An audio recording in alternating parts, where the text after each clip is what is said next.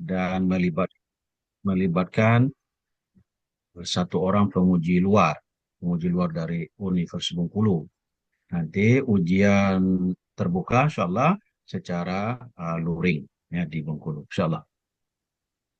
Sekali lagi terima kasih Prof. Heri, ya, terima kasih Pak Nurmanza, Bu Kasmaini, ya, Bu Dian, ya kita mulai. Bu Rismar, are you okay? Insya Allah, oke, Are you Bismillah. well? Are you ready? I'm so nervous, Prof. You can take up maximum 20 minutes. Yeah, you can speak in English or in Indonesia. Ya. Oke, thank you, Jadi Prof. sebaiknya if the question is Indonesia, so the answer will be in Indonesia. Ya. Oke, Jadi para penguji boleh bertanya, berkomentar, memberikan masukan dalam bahasa Indonesia maupun bahasa Inggris.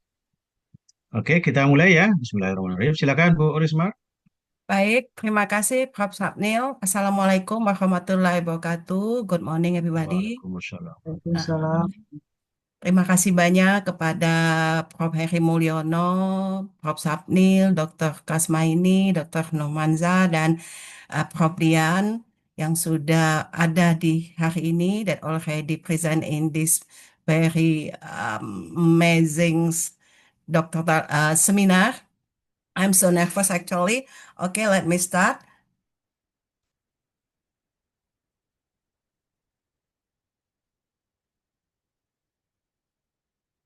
Okay, this is my slide of PPT. Wait a minute. Okay. The title of my dissertation here, Exploring Multimodal Elements in EL Textbooks, a comparative study between local and international publisher. Okay, this is the examiners, Prof. Heri Mulyono, Dr. Kasmaini, Dr. Nomanza, and my promoter and co-promoter, Prof. Sapnil and Prof. Dian. There are some points that I will explain in these occasions around standpoint. The first, backgrounds of the study. As we know that verbal communications alone is often insufficient, integration of multimodality is essential. Study shows multimodal approaches enhance engagement, comprehension, and retention. This study is done by Fang 2023 says that multimodal input, both text and audio or video, improves vocabulary learnings. And then Mukrim and Imran done in Indonesia 2025 says that visual auditory multimodal instruction raise vocabulary scores. And then Answorth and Mills 2020 says that digital multimodal compositions foster richer expression so that in Indonesia, multimodal actually multimodal strategies is significantly improve students' achievement. Wait a minute. Okay. So in this study, I found slides gap that few studies comparative dan comparative multimodal element in local, both Kemendikbud and international Cambridge here EL textbooks. Research problems, there are some assumptions related to this problem. Local, in this case, Kemendikbud, and international, in this case, Cambridge English textbooks, differ in the integrations of multimodal elements, text, image, layout, media, audio, or video. And then previous studies highlight issues such as cultural imbalance, dominance of Western norms, and underrepresentations of local culture. Then, weak alignment between visual and text, it causes potential student misconception about the text itself, and then lack of guidelines for culturally responsive multimodal designs. And then local textbook often focus mainly on curriculum demands, and then provide less variation on creativity in multimodal design and present culture from a limited local perspective. Next, international textbook, for example, in this case, Cambridge, tend to integrate richer and more engaging multimodal resources and promote global and intercultural perspective. So, these issues lead to the gaps that previous studies focus on multimodal pedagogy effectiveness and then highlight cultural imbalance in Indonesia EOL textbook, Western-centric, limited local culture, and often descriptive only, so surface analysis of visual text. And then some limitations, visual and linguistic modes usually analyzed separately, not in integrations. Then comparative studies between local versus international textbook are still limited. And then view works apply systematic framework, for example, Kress and Van Loon's visual grammar in textbook evaluation, and still no clear guidelines for designing culturally responsive multimodal material. That's why in this study address systematic comparisons of Commanding-Boot versus Cambridge textbook, analysis of linguistic visual integration in meaning making, and exploration of teachers and students' perception of multimodal elements. And there are 6 research questions in these studies. First, what type of multimodal elements, visual, text, layout, audio, video are integrated into Commanding-Boot and Cambridge English textbook? What function do these multimodal elements serve in supporting language learning and meaning making? To what extent do multimodal elements align with current theories of multimodal literacy? How do alignment or misalignment influence curriculum implementation and classroom applications? And then how do teachers perceive and the attractiveness of multimodal resources in enhancing comprehension, engagement, and motivation? The 6, what are teacher preferences for multimodal resource, image, interactive text, videos, audio, diagrams, and so on? And how do these affect instructional practices? Based on the research problem and then the formulation of the problem, here is the objective of the problems, of the research to identify the types of multimodal elements. Small, okay. Visual, textual, layout, color, audio, video that are integrated in English textbook published by Commanding-Boot and Cambridge to investigate the function of these multimodal elements in supporting language learning and meaning making in the textbook, to analyze the extent to which the multimodal element in Commanding-Boot and Cambridge English textbook align with current theories of multimodal literacy, to evaluate how such alignments or misalignments influence the effectiveness of English language interaction in terms of curriculum implementation, material relevance, and classroom applications, to explore English teachers' perception of the attractiveness of multimodal resources in enhancing students' comprehension, engagement, and motivation in language learning, and to examine English teachers' preference regarding specific type of multimodal resources, for example, image, interactive text, video, audio, and so on, and to investigate how these preferences influence their instructional practice and students' engagement in the classroom's activities. And then literature review divided into 3, theoretical framework, relevant research, and conceptual framework. In theoretical framework, there is history of multimodality, theory of multimodality, multimodal discourse analysis, MDA, and multimodality in FL textbooks. Theoretical framework, history of multimodality.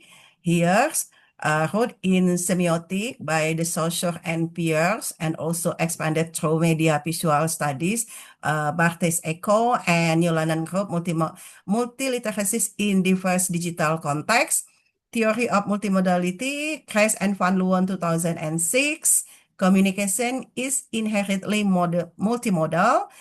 Each mode, text, image, light, color, carries distinct semiotic function. And then intersemiotic relation, meaning is co-constructed across mode. And then multimodal discourse analysis, MDA here, examine interaction of text, visual, layout, color, and audio. Grounded in social semiotic, proposed by Halliday and Kress 2010, and relevant for analyzing textbook as multimodal resources. And then multimodality in our textbook, enhance comprehension, motivation, and engagement, support varied learning style, visual, auditory, and kinesthetic for the students, and then conveys culture representations. It needs balance between local and global perspective. Okay, we come to the research method or methodology penelitian, the research design. Okay, this design or this study adopt a comparative multimodal discourse analysis or MDA with a descriptive interpretive orientations. And then the aim is to examine and compare multimodal element in English textbook published by Kemendikbud and Cambridge, as well as to explore teacher perception and preference regarding these elements. And then the design is qualitative dominant, complemented by like quantitative descriptions, especially to calculate frequency count of multimodal features, intercoder reliability. MDA is particularly relevant because because it enables systematic examination of how verbal, visual, and design elements interact to support meaning making. And this study also integrate teacher interview to contextualize the corpus finding with the classroom realities. And then data source here, there are two dominant one, English textbook published by Kemendikbud and Cambridge, and human participant English teacher from SMA Negeri 1 Lubuk Linggau and SMN Sumsel in Palembang, South Sumatra, and also the students for the dominance data. For the secondary data. Okay. And then textbook selections and coding scheme here. I choose the book based on the curriculum adoption, accessibility, and representativeness with the problem. And then coding scheme here, Kress and Luan 2006. I use textual features, dialogue, passage, grammar, visual features, layout design, color use, supplementary media, QR code, audio, video, pedagogical functions, multimodal literacy alignment. So this coding scheme will be used to extract the data, annotate the data also. I use the coding scheme by Kress and Van Luens. Okay, and then data extraction and annotation here are systematic extraction of multimodal element, image, layout, font choice, color, QR code, and audio video. So in this case, I will extract the data from the two textbook, okay, and annotate the data that I have got from the book. And noted here for pedagogical rules, engagement, clarifications, culture contextualization include frequency and distribution analysis, link with teacher and student reflection, and address, this is addressed to research question number 1 until the end. Type, function, integration, and perception. Okay, and then I also will use survey and interview in this case, yeah. A student survey, perception of attractiveness, comprehension, engagement, and motivation. So here I will conduct such a surveys in both schools for the student, and then conduct teachers interview, in this case semi-structure. Ya, di sini semi-structure. I will ask usefulness of the multimodal element, preference of the resources, instructional strategy, student responses and engagement, provide experiential and pedagogical insight.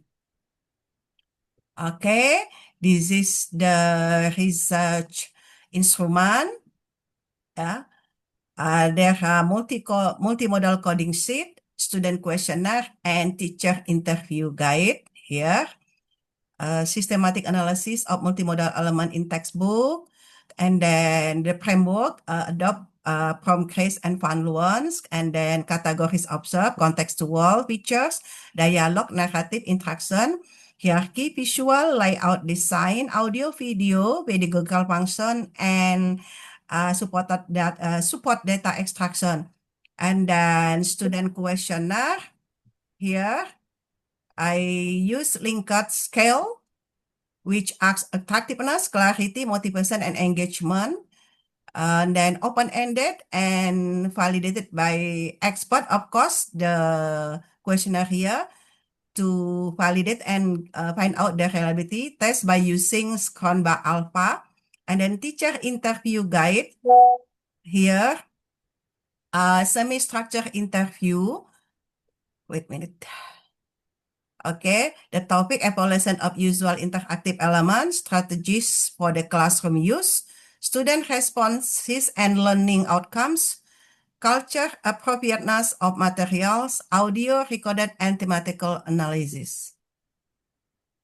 Participant, teachers, target approximately 10 teachers from both school, SMA 1 Lubuk Linggau and SMA Sumsel Palembang. Criteria, actively teaching using the selected textbook with at least 2 years of experience by using the textbook. Role, participating in depth interview to explore their professional perspectives and classroom strategies related to multimodal learning resources. Ethical approval and informed consent will be obtained from all participants before data collection. While the student here, my plan, I will involve around 200 until 500 students criteria currently using either Kemendikbud or Cambridge, and then role completing the questionnaire to share their perception and preference regarding multimodal textbook features. Okay, here's the data collections. Teacher analysis, multimodal element from both textbook resources will be analyzed using a social symmetric framework. A comparative approach will identify how multimodal strategies in the selected textbook reflect different cultural, pedagogical, and theoretical orientation. Its textual, visual, design element will be coded for type function alignment with multimodal literacy principle. This addressing to answer questions 1 until 4, and then survey data, teacher questionnaire developed on Likert scale will be analyzed quantitatively using descriptive statistic, and qualitatively via thematic coding. This analysis will explore teacher perception, preferences, and report classroom practices regarding multimodal resources, addressing research question 5 and 6. And then data interview, semi-structured teacher interview will be transcribed and analyzed thematically, and I will record it when I conduct the interview. And then the analysis will extract insight on the classroom application, pedagogical strategies, and challenge in using multimodal resources for answering questions number 4 and 6. Until 6, I mean.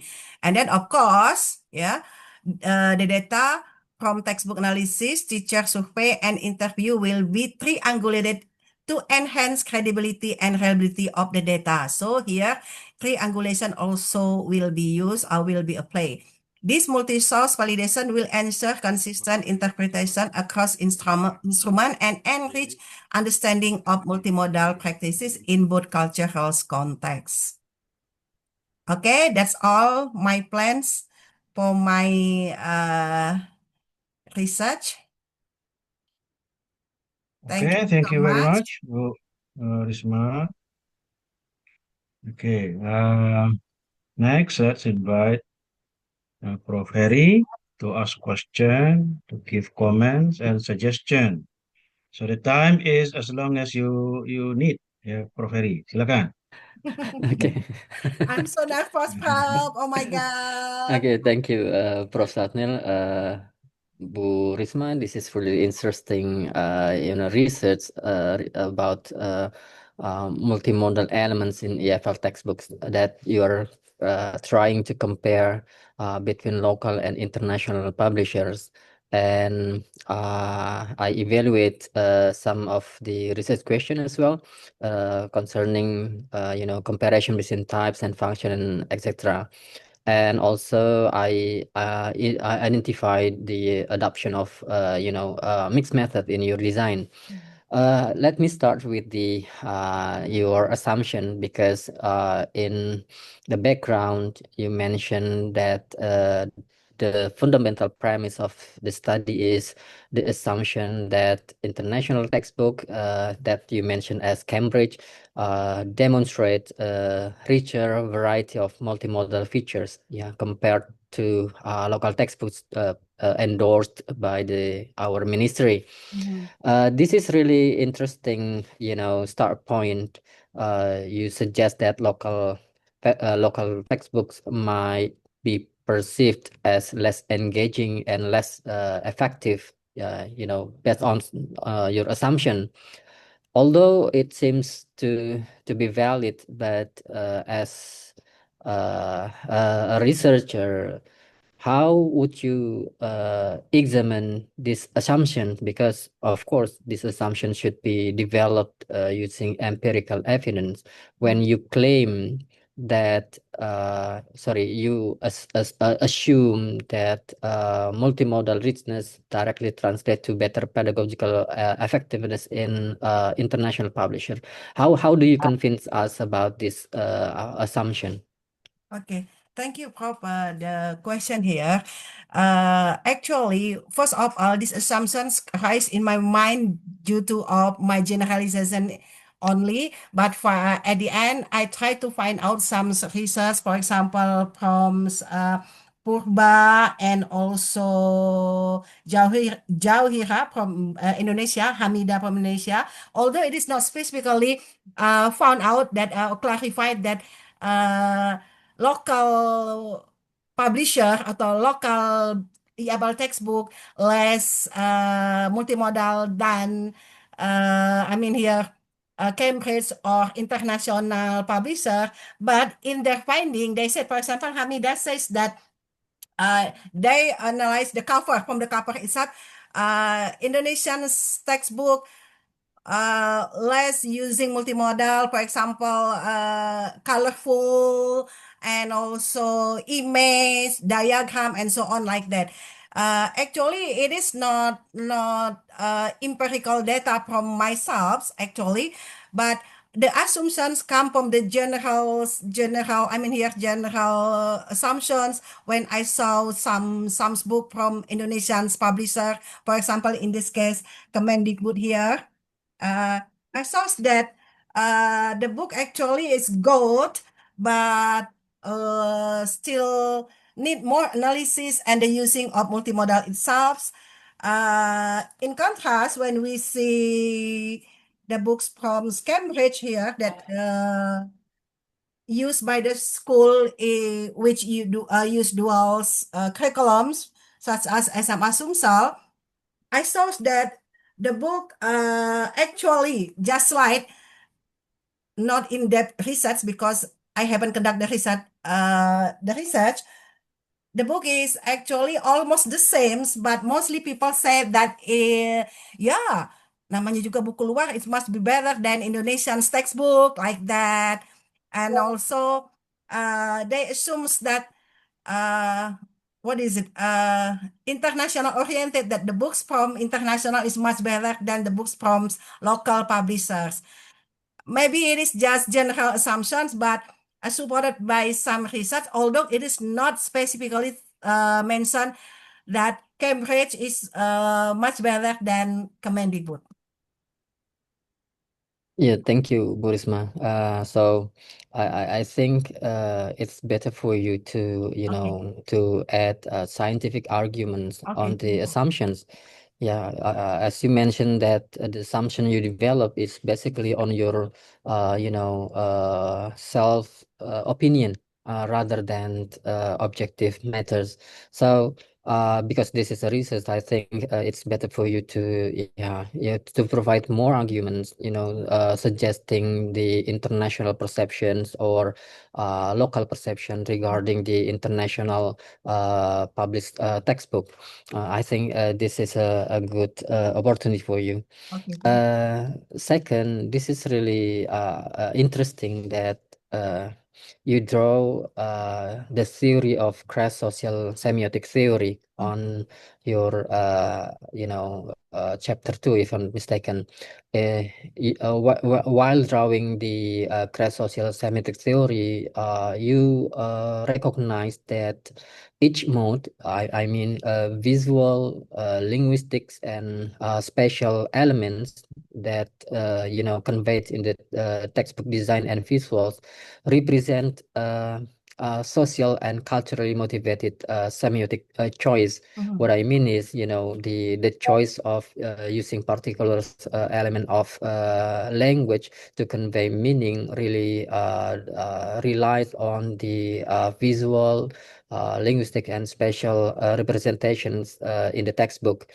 This is really interesting that you use this theory. However, what I want to highlight is in Indonesia, the textbook endorsed by the Kemendikbud or developed by the Kemendikbud are actually or frequently bound by government regulations. Yes. Tied by curriculum, and of course, these, bounding these limited resources might heavily on text with visual serving, decorative. What I mean that it's likely decorative rather than functional purpose, because they cannot propose any other functions beyond the requirement from the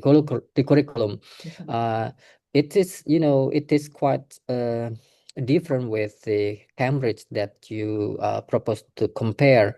How do you see that actually Cambridge textbook they do not integrate any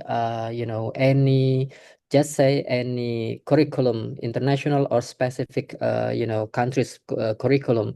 So I think there is imbalance in ideological and political perspective on this issue. What I mean is, it seems there is imbalance, portions that one textbook is endorsed by the government and bound with the regulation, and the other textbook, is not or not widely bound with any government or curriculum bounding. How do you see this imbalance, I think? Well, thank you, Prof. Harry. In this case, as I said I said issues that Kemendikbud about books, of course, endorsed by the government, yeah. So there are many regulations that should be followed by the author in construct or in maintain on designing the books. And it quite depends with Cambridge here, where there is no political issues, maybe there is no endorsed by governments. But in this case, I asked the school principal and also school curriculum wise and school teachers. I have conduct pre-observation by asking or make a such a deep talk with teacher which use this book in SMA Sumsel. They says that although Cambridge here is from international books, they says that of course the imbalance in political issues, maybe in cultural here, actually not a matter in the way the teachers teach the student by using this book, and also this Bahasa Inggris work in progress by Kemendikbud. Actually, it is not too, here, tidak terlalu full, not full with governments stressing about the contents. For example, we have CP or capaian pembelajaran which should be informed in these books, and it is not depend in this one for Cambridge. And the main point here in my research, I only focus on the using of multimodal here, which functions. Wait, I show you here, sir. Wait a minute. May I share the screen? Wait a minute. I will show you here the way I will minimize it by using multimodal scheme. Wait a minute. Okay. Yeah, stop. Yes. Bu Risma, what I mean is, you cannot compare between electric car and with conventional car. Yes. Okay, because these are two imbalanced portions or perspective. What I mean by comparing the the government textbook, or you mentioned that textbook endorsed by government and also also with the Cambridge. The textbook endorsed by the Cambridge is not for commercial purposes. While in Cambridge, there is a potential or intention to commercially, produce the textbook. This is what I mean. What I want I to see. compare. You compare things that are imbalanced in perspective, either ideologically or either politically or any social purposes. That's why, as I mentioned before, the I textbooks see. Yes, produced by yes. Cambridge, they are bound with the regulation, other other things that the author must comply. While in Cambridge, they have more freedom or more innovation, more creativity to put into their textbook. This is what I want you to see, either these imbalanced portions or this imbalanced perspective might affect your result, maybe. the result of your study, because you start with comparing two things not similar. Okay, Prof. Harry, maybe, yeah. In this case, in these comparisons, I focus only on multimodal, right? So, starting with my assumption first that the multimodal in both textbooks differ and they have their own function here. But for the suggestion, for the question, thank you for the question, sir, because it memunculkan, arouse my point here that in my research, maybe I would like limit that it's focusing only on the multimodal elements and try to skip the political issues, maybe which both are differ in commercial, maybe in a political, in like that. Maybe I put it in the limitations, maybe. Yeah. What do you think about this, sir? No, you put the theory from Kress. The Kress, yeah. That is the point. Social semiotic social theory. semiotic. That's In social semiotic theory, you suggest that any social or cultural elements will determine the linguistic choice, right? So any other background of the authors, the environment will affect on the author's choice of using the models or modality. And again, the government, the textbook endorsed by the government is actually affected by the environment, social environment, cultural environment, ideological elements that affect the choice of multimodal elements for linguistic choice. This is what I mean, or what I want to address from your your proposals. You mentioned that I'm going to adopt social semiotic theory because the culture, the social environment will affect the choice of the language. And then itself. of course government endorsed textbook and Cambridge endorsed textbook, they are coming from two different things. Okay, from the government perspective, the choice is determined by the regulation, okay, by the curriculum, while Cambridge have freedom to make their own choice, because they are not bounded with any curriculum, with any situations, political ideas or other things. Okay, this is what I mean. If you, for example, compare between Indonesian government endorsed textbook and Malaysian endorsed textbook, they are coming from two similar they're coming two similar perspective or similar background. In this case, you are not comparing apple to apple, because the Indonesian is not for commercial purposes. So Cambridge has any commercial purposes, because the Cambridge has intention to commercially sell the book. So they have freedom to make it more attractive. They have freedom to make it more innovative. Yeah, Mhm. with the modality they might, you know, they might include.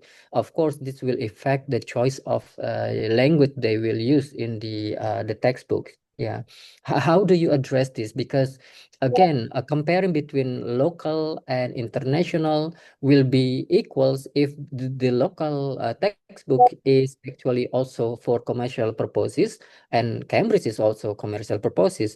But comparing government textbook and the Cambridge, you are comparing two different textbooks. One is for you know, regulation curriculum, while Cambridge is for commercial purposes. They have intention to do so. How do you discuss this? Oh, I see. I got the point, sir. Okay, actually, at first, in my opinions, Hey, both Bu can Risma, the yeah, question is why do you compare these two different textbooks? yeah, starting from the assumption first that many people assumes that Kemendikbud is much better than local textbook. Uh, Although in fact it is not secara ilmiah testing, sir. No, Tetapi the Cambridge textbook is also dua-duanya dipakai. used. Both books Yeah, are used the in the school. yeah, Yeah, both books are yeah. used Why? in the Yeah. So the school. question is Yeah. why? Yeah, why are two books used at the same time? Nah, in SMA Sumsel Mm, as an international school, they use both mm, Kemendikbud and also Cambridge because they use mm, dual curriculum, both Cambridge and curriculums Merdeka now. That's why I compare these two books because it's applied in this school. If I use Malaysian or others book, the book are not used in the schools. That's why I compare mm, Kemendikbud and Cambridge because these two books are used in the schools, SMA Sumsel, because they use dual curriculum in this case. mm, mm. That is the point, sir, actually. Not because of this commercial or because it is government. It is not about government and commercial, or it's not about this one is Yes, you international and explain local. It is how because are of the the two books curriculum. used at the same time, Borisma? Apa-apa? How are the two books? How are the two books used at the same time at one school? Okay, I asked the teachers. I have already asked the teacher. They use both books. It is for Bahasa Inggris Wajib, and this was for Mm, not lintas benar, peminatan atau tingkat lanjut. Both are used here in the same curriculum, in the same level, in the same mm, years. Both 10, 11, and 12 grade. mm, mm, Oke, mm. dua-duanya dipakai di sana. Di SMA Internasional in Sumatera Selatan yang menggunakan dual curriculum Cambridge and also curriculum Merdeka. That's the point, Prof. Heri Mulyono. Okay, maybe I will write you know, some suggestion in That's okay. What is your suggestion, sir? Thank you. yeah, I need I your will, suggestion. yeah. Bu Risma, I have you know, I'm thinking about your research that you include teachers and students to evaluate the book. Yes. Yes. How do you convince us that these teachers and these students have, you know, sufficient multimodal literacy so they can make a proper evaluations? You know, sometimes they only see, oh, the color is good, blah blah blah, but it does not, you know, it does not address the, you know, some semiotical perspective.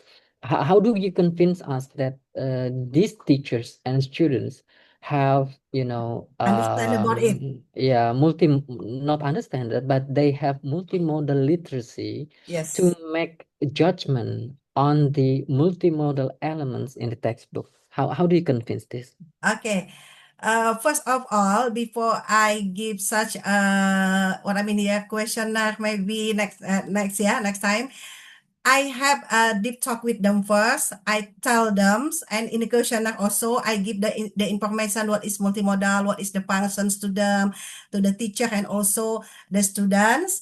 Then I ask them to answer my questionnaire here. Jadi sebelum mereka saya kasih teks, saya kasih pertanyaan kuesioner, I discuss with them first. That's why I have already conduct a short conversation with teacher and with student also what is multimodal, what I'm going to do here, and also slightly I thought them, oh ini loh fungsinya multimodal, ini begini-begini. Coba. Do you think by explaining about multimodal will make them will improve their multimodal literacy? I think so. I think so. Because wait a minute, sir. Actually, I have already conducted a mini research about this before, and I brought the result of my mini research to Teflin last week about the using of multimodal in reading text. Yeah, that's why I think that the students have already familiar with multimodal. In my opinion, about especially in my school and also in SMA Sumsel here. No, it's too simple Uh-huh. to justify that by explaining them about multimodal and then their Uh-huh. multimodal literacy will increase. That's too simple Simple. way. Yeah, you cannot justify once our students or teachers multimodal literacy will improve by after you explain about multimodal literacy. So for me it's better. I did a similar research on about e-collaboration. Before I conduct e-collaborations, Uh-huh. I train the teachers, I train the students, and I evaluate their ability I see, I to see. make sure that they have any not only knowledge but they have any competence on that matters. What I mean is, you have to check, either you evaluate with survey about multimodal literacy, Mhm. to make justification when you give them a questionnaire, they are in the in at the level at the proper level of multimodal Mm. literacy. Oh, So I again, see. you cannot say, oh, I will explain you about multimodal, then you will understand. You cannot do like that, because Oh, I you see. have to justify. Yeah, you Uh-huh, have to uh-huh. justify this. Okay, so I think Wait a minute. So here your suggestion, I have to give such a short train to the teacher and also to the students yeah, about the multimodal, sir. Is it correct? yes, yeah. Okay. Not only to train them about multimodal, but how to evaluate the book, The book. and you have to measure their Mhm. multimodal literacy. I see. Okay, so I think that's the point that you could address. Okay, next, you mentioned about mixed method. Okay, you mentioned about mixed method first, using survey. Okay, and The then QPT. you do the analysis, the multimodal analysis. Okay, and this is really interesting, but I need a more exploration on how you triangulate the data. Mhm. Well, what is the function of the survey? What is the functions of the multimodal analysis, and Mhm. how these two research strands support each other or connect each other? How do you respond this? Okay, sir. Actually, mostly the data will analyze through qualitatively, and the quantitatively here only for measure validity and reliability of the instrument here, especially for the questionnaire. So Sorry, what do you mean by the instruments? I use instrument here questionnaire. For what? I use questionnaire here to ask the teacher response or the teacher preference about the multimodal use in the textbook here. No, you mentioned that the quantitative method is will be used to validate the Yeah, instruments. yeah. What To validate the instruments? instrument. The instrument, the test here, not test here, questionnaire, the questionnaire. Sorry, Because I don't get it. wait, some The questionnaire is quantitative. Yeah, quantitative. no, the data, qualitative data, where does it come from? The qualitative data from the textbook, yeah, here. I got the data from the textbook here for qualitatively, especially for multimodal. But for the research question number 4 and number 5 and 6, it is about the students, the teachers' response about the books. I use secondary data for the student, also secondary data by using questionnaire here, asking them about their engagement, their response, their opinion about the book, the text that they have already read about the multimodal here. Now, that's why, in my opinion, when we use questionnaire here for collecting data, the questionnaire should be validated and also should be measure their reliability. That's why I use quantitative way here. Am I wrong? No, the nature of mixed method is not not limitedly focused on to check the validity of the qualitative Excuse me, sir. information. Wait a minute. I'm not saying here.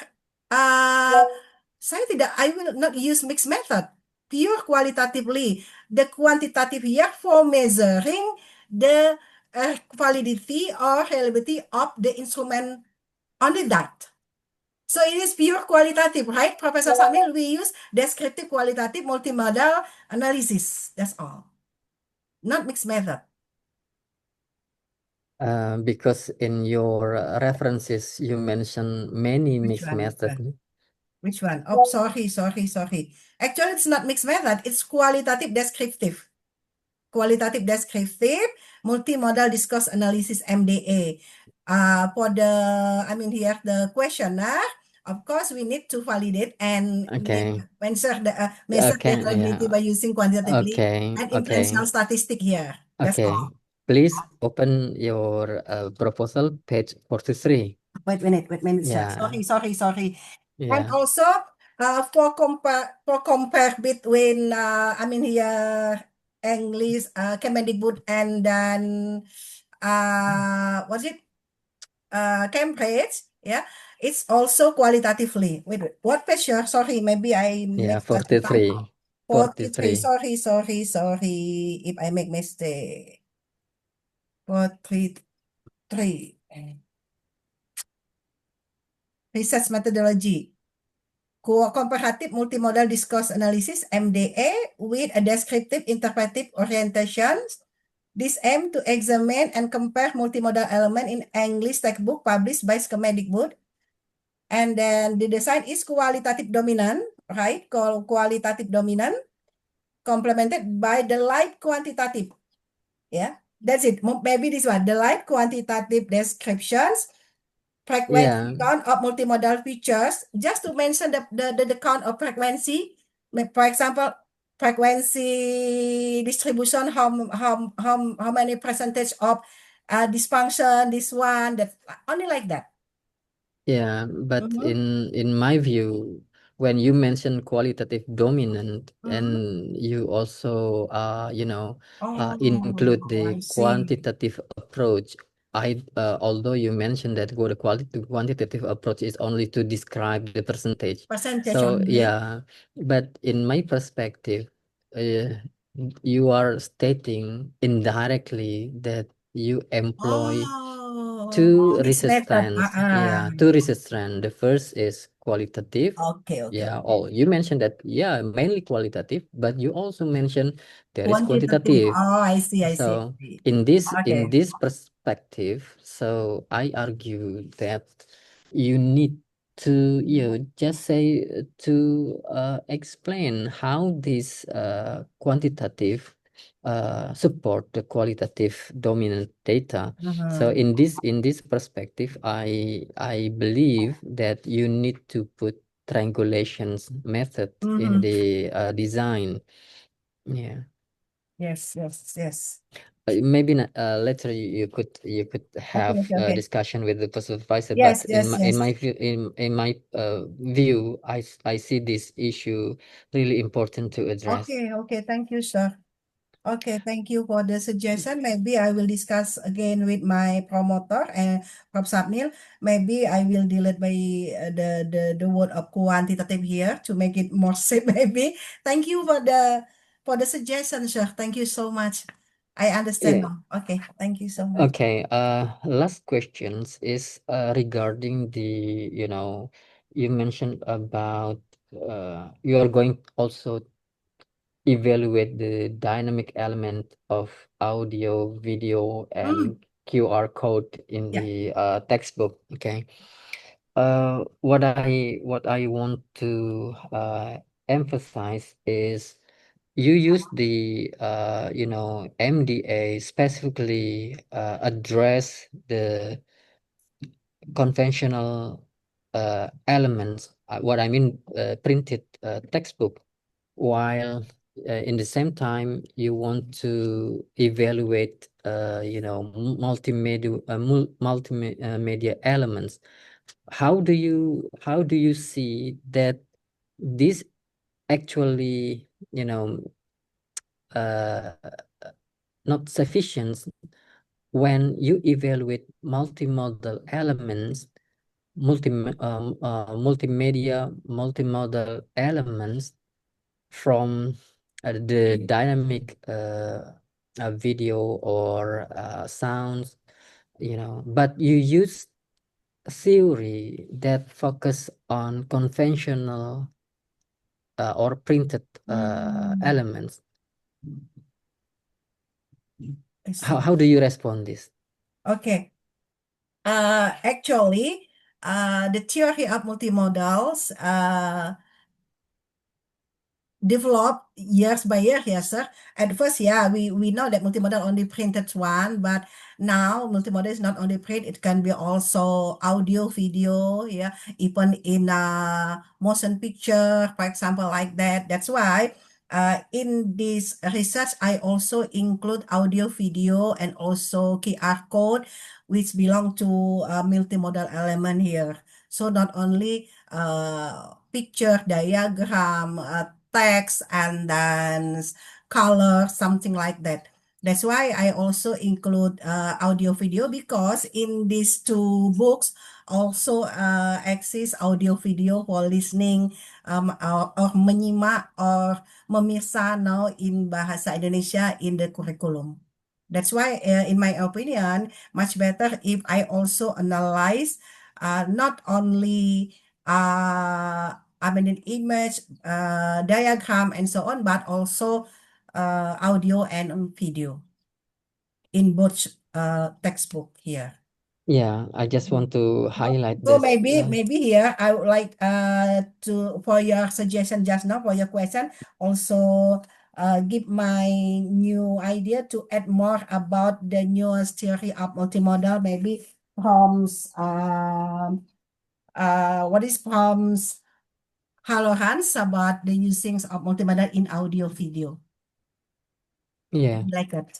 Yeah, hopefully you can support this theory from the Yes. conventional evaluations with the updated one with multimodal and multimedia evaluations. Yeah. I think that's all, Prof. Safnil. Thank you Thank so you. much, Prof. Mulyana, for the Thank you very suggestion. much, Prof. Heri. Yeah, you got sufficient, yeah, suggestion, comments, yeah, to revise your proposal, yeah, Bu. Yes, of Uh, course, sir. yeah, Maybe I Miss need Maria. more time actually to discuss about Yeah, it with him. we are waiting for the written suggestion, yeah, comment from Prof. Heri, yeah. Yeah. Again, thank you very much, Prof. Heri. Thank you. Okay, thank you. Next, Pak Noe dulu ya. Pak Noe, Assalamualaikum, Pak habis itu Noe. buka. Yes. Silakan Pak Noe. Oke, thank you, Prof. Sapnil. Ya. Assalamualaikum warahmatullahi wabarakatuh. Waalaikumsalam. Waalaikumsalam warahmatullahi wabarakatuh. Ini karena saya dosen bahasa Indonesia, mungkin saya menggunakan bahasa Indonesia, Prof. Ya, ada Ya, apa-apa. enggak apa-apa, Prof. Oke, ini salam kenal untuk Prof. Heri Mulyono. Ya. Dan yang kami hormati ada Bu Dr. Dari Kasmini, Profesor UHAMKA oh, Jakarta, Pak Noy. dari UHAMKA ya. Ya, ya, UHAMKA Kemudian Jakarta. ada Profesor Dr. Dian Eka Chandrawardana. Dan yang berbahagia ini congrats ya Bu Risma Riansi. Sebenarnya saya dulu udah pernah kenal ini. Pernah waktu Iya, di Ya, apa ya? waktu di Sering nggak ya di Universitas PGRI Sumatera Selatan PGRI. iya, ya. Dari ha-ha. kebetulan Pak Dari Hendri ya. Linggau. Ini suaminya dulu Kaprodi ya, Kaprodi Bahasa Inggris. Betul. Kak Hmm. Prodi di STKIP dulu, sekarang Unpari ya. Oke, baik Bu Risma Riansi ya.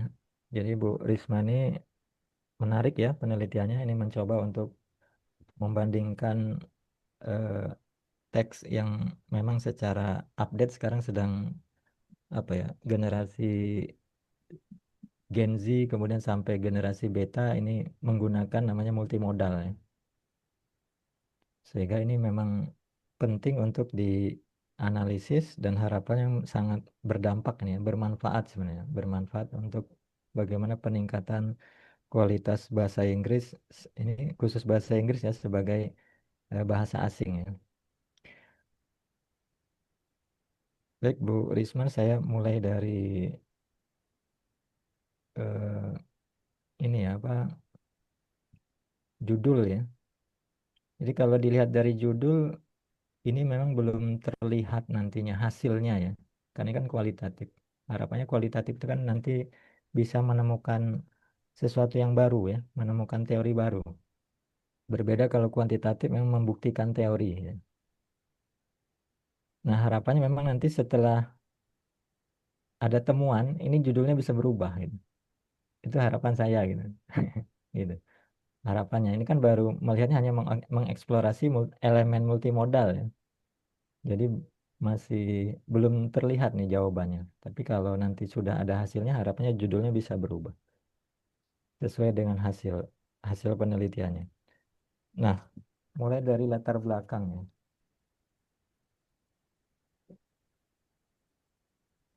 Jadi sesuai dengan struktur ya, struktur eh, sebuah disertasi atau karya tulis ilmiah, harapannya dimulai dari konten umum dulu sebenarnya. Jadi konten umum itu terkait dengan buku teks ya.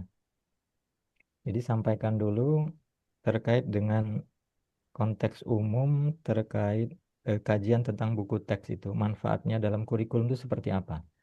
Siap. Baru nanti masuk ke riset gap-nya gitu. Kalau ibu ini kan langsung ke riset gap langsung ini kan. Jadi Oke. kalau pembaca itu langsung kaget lah ini kalau membaca tulisan ini. Oh, Jadi begitu. harapannya hal umum dulu gitu. Kemudian baru masuk ke riset gap ya, fokus masalahnya, kemudian kesenjangannya. Nah, untuk kesenjangan ini sudah bagus Ibu ya, dari berbagai penelitian relevan ya, yang dikaji oleh berbagai peneliti internasional. Tapi saran saya Bu, bisa Ibu gunakan nanti aplikasi POP. Itu aplikasi Publish of Paris. Ibu sudah menggunakan itu belum ya? Mungkin untuk di Kopi karena ya, Pak ya. ibu ini nanti menjadi pakar multimodal ini kan. Aha.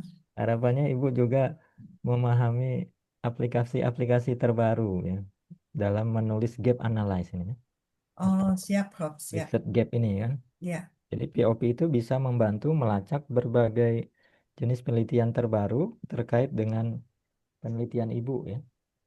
Oh, Kemudian ya. nanti Ibu masukkan ininya metadatanya itu masukkan ke Metadatanya. ChatGPT. Ya, ya, ya. Jadi dibantu oleh ChatGPT masukkan filenya, Siap, siap. metadatanya nanti langsung membaca itu. Ya, itu bahkan yang Hmm. terbaru-baru langsung masuk semua. Sehingga membantu kita ya seorang peneliti nih. Ya, membantu peneliti untuk memasukkan riset gap. Oh, Iya, oke, thank you. itu Makasih banyak. ada Udah. sebenarnya ada juga dua aplikasi yang lain, tapi saya sarankan aplikasi itu saja dulu sementara kan. Oke. Kemudian tadi Prof. Heri juga sudah menyoroti nih ya. Jadi di latar belakang ini kalau bisa sampaikan secara umum hasil observasi lah intinya. Hasil observasi awal apa sih perbedaan antara buku teks yang IFL Kemdikbud dengan IFL Cambridge ini? Ya. Misalnya kalau di Kemdikbud ini tujuannya penguasaan dasar bahasa Indonesia untuk konteks nasional ya. Kemudian budayanya lokal Mhm. atau nasional Indonesia gitu. Kalau Cambridge ini kan biasanya kompetensinya global dan akademik. Iya, betul. Hmm. Budayanya pun nanti global dan multikultural ya. Iya. Sehingga nanti kan bisa membantu untuk menemukan ideologi. Karena Hmm. sebenarnya ibu ini kan apa menggunakan MDA ya, Comparative Multimodal Discourse Iya. Analysis. MDA ini sebenarnya pakar utama itu kan Halliday 1978 ya. Iya. Halliday itu sebenarnya mazhab utamanya struktural ya. Itu yang digunakan itu Systemic Functional Linguistic atau SFL, Bu. Ya. Tapi di MDA ini karena discourse analis dia tidak hanya mengkaji teksnya saja, tetapi juga mengkaji fungsi. Ya. Kalau sekarang sebenarnya kalau yang lebih ini sebenarnya menggunakan Norman Verloc ya. Ini lebih ke analisis wacana kritis. Iya, iya, iya. Nanti saya sampaikan ini sebenarnya MDA ini bisa dikombinasikan dengan eh, analisis wacana kritis. Ketika Oh, nanti discourse analysis ya. menginterpretasi respon pembacanya gitu. Ini kan terkait dengan sosial budaya. Respon pembaca kan siswanya, Iya, iya. siswa dan guru nih. Jadi itu di latar belakang tuh yang harus Oke, oke. disampaikan. Kemudian juga saya ada hal yang berbeda nih. Level yang ibu akan kaji nih ada yang menyatakan SMA ya, ada yang SMP. Jadi yang SMA. mana fokusnya ini? SMA, Prof. SMA, Oke, Pak. karena ada Pak Noh. beberapa itu yang ada Gimana? SMP. Saya lihat SMA. di latar belakang SMA. Kemudian nanti di Oh, bagian mana? Saya SMA, terbaca Prof. ada yang SMA. SMP. Di SMA, Prof. Mungkin memang ya di SMP itu ada mungkin beberapa hasil penelitian yang meneliti buku-buku yang di SMP gitu. Oke, Sedangkan saya fokusnya di SMA, Prof. oke, Kan itu dok. difokuskan di Ah, sana ah. ya. SMA, tentu Kemudian SMA. ini terkait dengan apa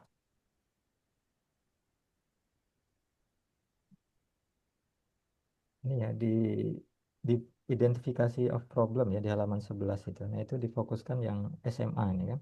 Kalau di situ kayaknya Halaman 11. hmm, Yes.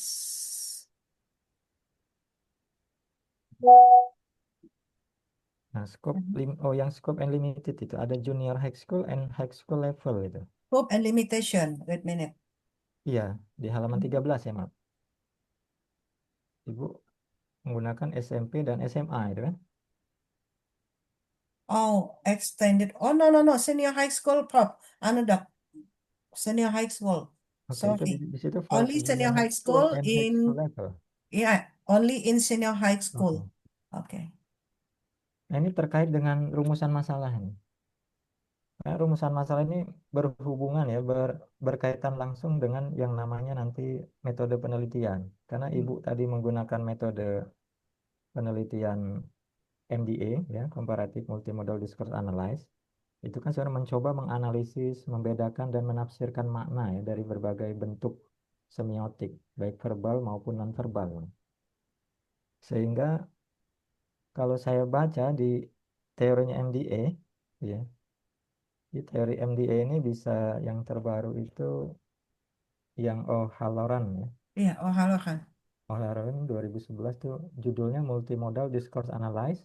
Iya, betul. This one. Kemudian ada dari Jewitz itu Mhm, 2014 itu terkait Handbook Multimodal Analysis itu terbitan Routledge ya. mhm. Mungkin itu bisa Ibu tambahkan dua buku itu ya. Baik, Dari baik, baik. O'Halloran Kak. belum ada Oke. bukunya itu buku Multimodal Discourse Iya. Analysis.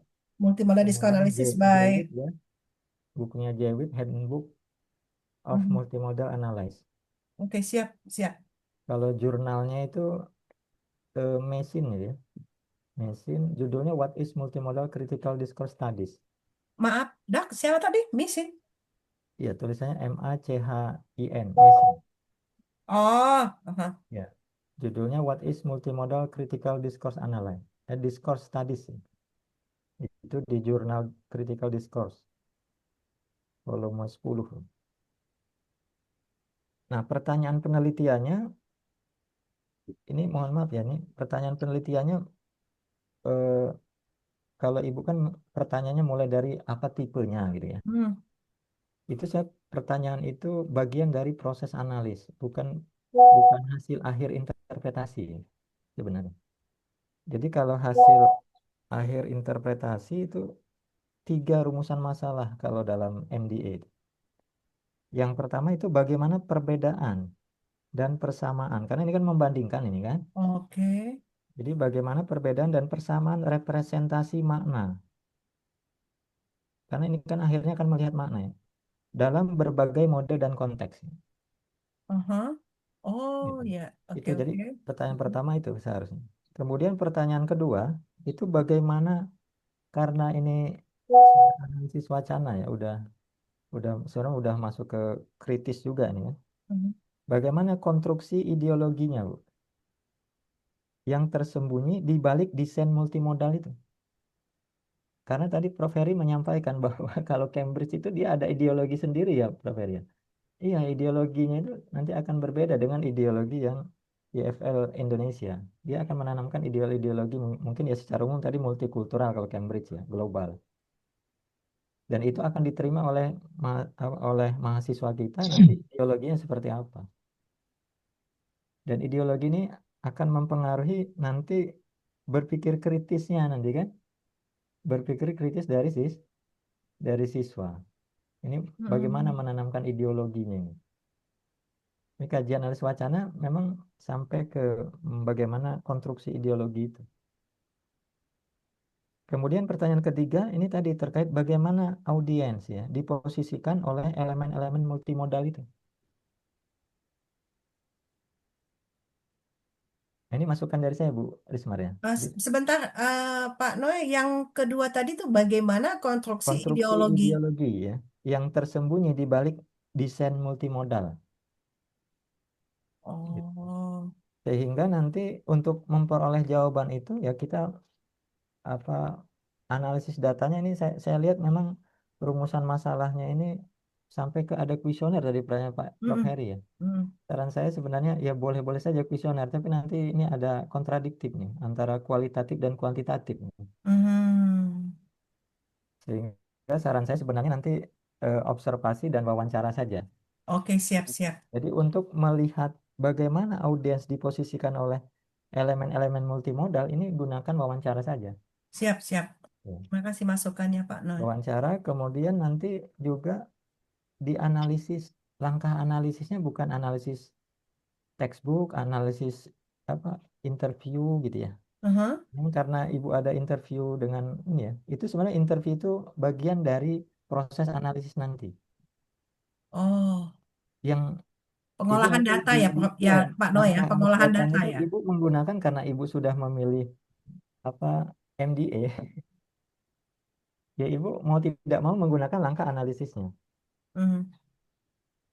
Gitu. Jadi Jadi langkah analisis MDA itu ada 6 Bu. Yang sebentar, pertama, sebentar Pak Noe. Jadi di sini menurut Pak Noe itu lebih prefer ini kita menggunakan observasi dan wawancara saja ya, Pak Noe ya ya. Kalau untuk menjawab pertanyaan bagaimana tadi ya bagaimana itu? audiens diposisikan ya. Ini maksudnya siswa kan nanti kan ini kan. Mhm, mhm. Gitu. Siswa Oke. bisa guru kan. Iya, iya, iya. Nah, langkah analisisnya ini menurut yang buku O'Halloran ya, O'Halloran dan Heeh, Ibu kan ini menggunakan Kress dan Van Leeuwen ya. heeh. Itu pertama kan mulai dari pemilihan data dulu, Bu. Iya. Pemilihan data itu pilih 2 atau lebih teks multimodal. Ini sudah Ibu pilih dalam judul ya. Mhm, Ibu memilih teks yang relevan ini antara IFL apa yang Kemdikbud dengan IFL Cambridge. Cambridge. Itu sudah relevan, udah benar itu langkah pertama udah benar, Bu. Itu yang pertama langkah. Langkah kedua mengidentifikasi mode multimodalnya. Nah, di sini tetapkan mode yang akan dianalisis. Ibu sudah membuat itu instrumennya ya. Iya, Instrumen di halaman 76 itu. iya, Sebenarnya itu yang terakhir. instrumen utamanya, Bu, tapi Ibu letakkan di appendix 5 nih.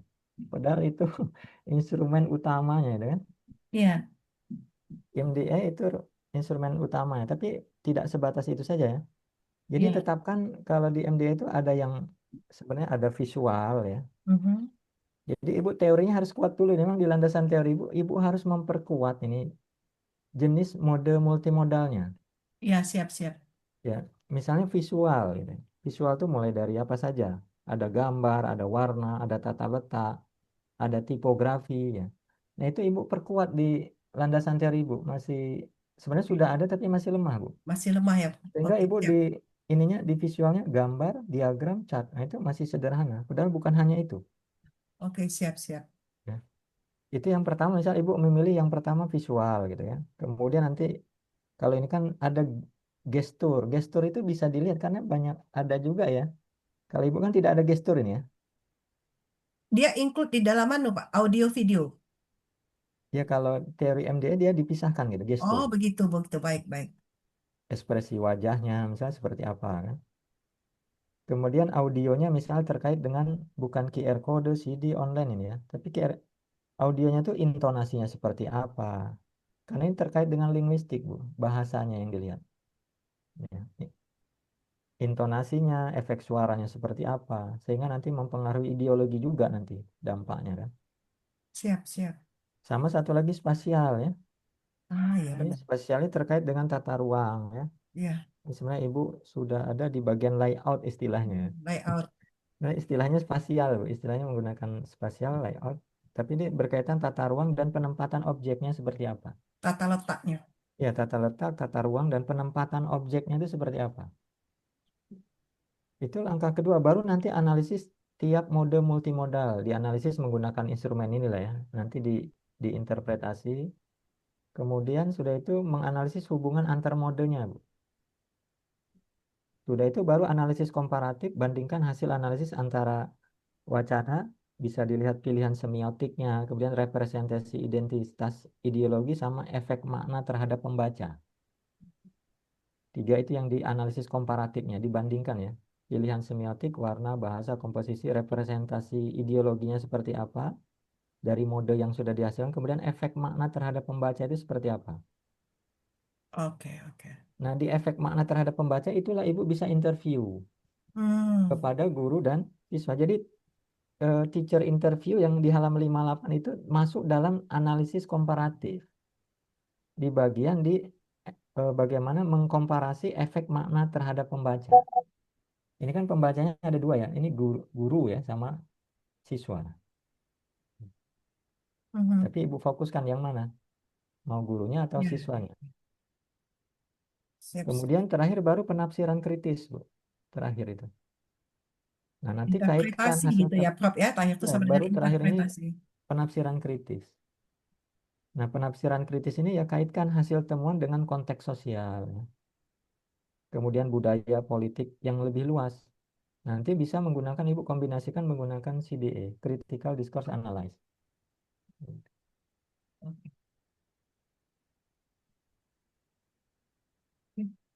Saya rasa masukan saya itu untuk Bu Rismar ya. Congrats sekali lagi untuk Bu Terima Rismar. kasih banyak, Prof Noel. Ya, Mohon kasih mudah-mudahan waktu bisa. luang nanti kalau Oke, saya terima kasih. bertanya-tanya ya, Prof. Ya, terima kasih Prof. Sapnil. Terima kasih. Assalamualaikum Oke, warahmatullahi wabarakatuh. terima kasih Manoi. Ya. Selanjutnya Bu Kas. Okay. Thank you, Pak Sapni, for the chance. Assalamualaikum warahmatullahi wabarakatuh. Waalaikumsalam warahmatullahi Waalaikumsalam warahmatullahi wabarakatuh. Honorable Professor Heri Mulyono, Dr. Norman Shah, and Professor Dian, and the Excellency for our Dr. Candidate, Ibu Rismar Riansi. Okay, I do agree with some previous examiner questions related to the main, the main books that you compare. I do agree, like to say that it is not apple to apple comparison, since in your page 8, you said that commonly, ideologies and cultural representation abundant within educational materials. So since these two books derived from different cultures, how could you compare these two different cultures, since culture is abundant in each book, like Professor Harry said just now? So my question actually, how do you ensure that these two books are comparable? It is deserved to be compared. So later on we will answer this, because some opinion just now is already delivered that these two books, actually it is quite hard to compare, but maybe you have some, what do you call, some point of view that quietly different from previous opinions, that it is related. We cannot deny that culture and ideologies are there in the books. Okay, can you see from other point of view, Bu Risma? Well, thank you, Dr. Kasmaini. Actually, when I decided to choose these two books to be compared, yeah, of course, there is previous assumptions that the first book, Cambridge, is has more multimodals, but it is not scientific reasons, because there is no such research conduct compared with these two books. But another reason why I choose these two books to be compared, because in the setting of my research in SMA Sumsel, this school used both Cambridge and Curriculum Merdeka curriculums, and these two books are used by the teacher and the students in learning English process. And here I try to compare the multimodal elements exist in these two books. Yeah, actually, I try to not to avoid, but to deny that these two books have different culture, different ideology. But here, my focus in on the multimodal. That's why I answered the Professor Henry Mulyono questions, that how I try to ensure that these two books apple to be compared. Maybe I'll try to make my dissertation here in the limitation that I only focus on the multimodal, as suggested by Pak Nurmanza just now, and the focus in on the multimodals and how these elements differ in this two books. Maybe something like that's Ibu. The point is, because this school use these two books, that's why I try to compare these English books in this school, and also the level of the students who are studied there are selected based on their competence, based on the outstanding student, like siswa berprestasi, which has almost the same ability in English, like that. Okay. Okay, I like to suggest you to, what do you call? Okay, what is the suggestion? I really need your suggestion, ma'am. It is impossible to be culture free from every textbook. Furthermore, it is from our history. Okay, maybe like just to see from some skill, but is it possible to be culturally free? First, then it is related to whole skill, yeah, but it is culture free. Reading, speaking, listening, and writing. Yeah, how could the what do you call multimodals analysis related to this four skill to the pedagogical, even for linguistic and visual one? This is just a session. Maybe you can think it over. Okay, thank you. The other questions, do you think that the more multimodal element used in the book, the better the book will be?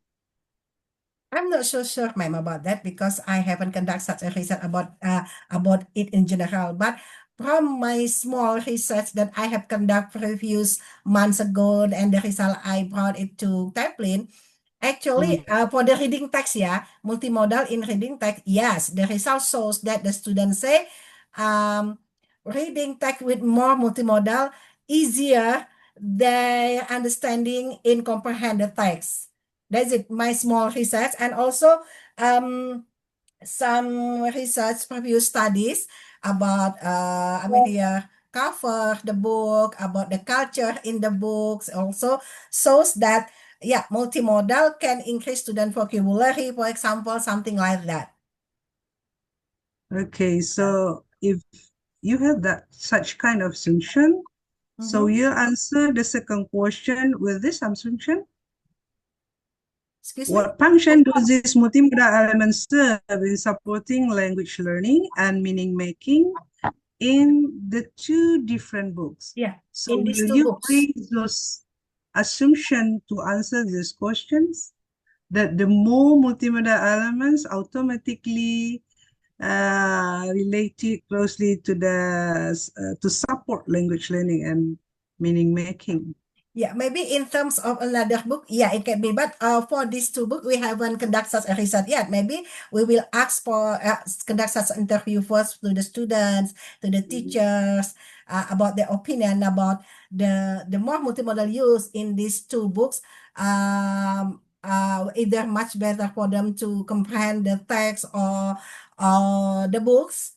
That's the point here, ma'am. Okay, maybe you need Maybe I need to some have suggestion from you, ma'am. a different argument, more reading on this kinds of multimodal elements, Yes. because you know that the methods and multimodal elements, the effectiveness, it is not depend on the more multimodal element involved will make it better, but how far this element can create what you call support meaning making and language learning. Yeah, there are many factors that can influence either the books much better or not. Not only for the multimodal, but the function of multimodal itself. What was the layout, the I mean here the text also, maybe something like that. I will give it more argument in my dissertations next, ma'am. Thank you. Okay, another main questions. Actually, there are two experts in this case here, like Chris and Van Leeuwen said yes, and we also have another one, Roy's intersemiotic complementarity. So why did you choose this, Chris and Van Leeuwen? Okay. Why Roy's intersemiotic complementary? Actually, I have Professor Samil have already asked me to find out more and more source about multimodal, the theory of multimodal.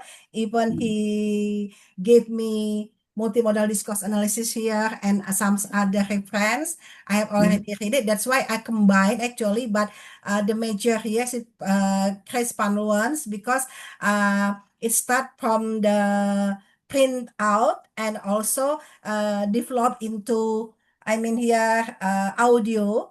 And also I have already tried to find out another source. Even I have gone to Malang to find another real resource, a real book.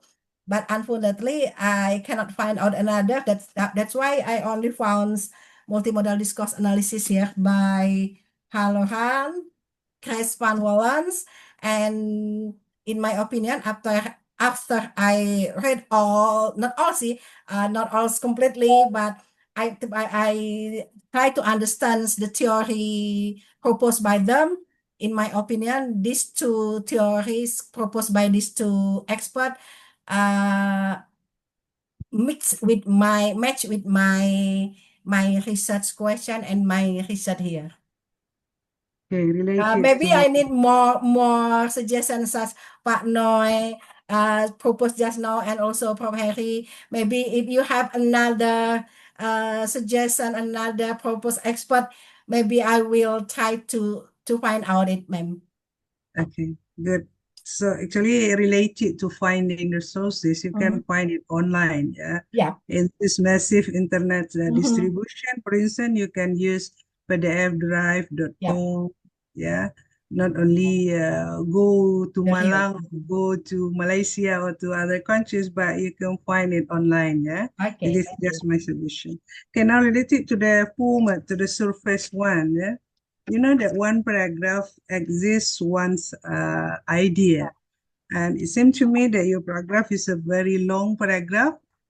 At the beginning in chapter 1, you know, Hoshima 1981 said that one paragraph may consist of Hoshima. 5 to 8 sentences, but it is more than one page, one consists only one paragraph. We Such can one find sentence, right, many, ma'am?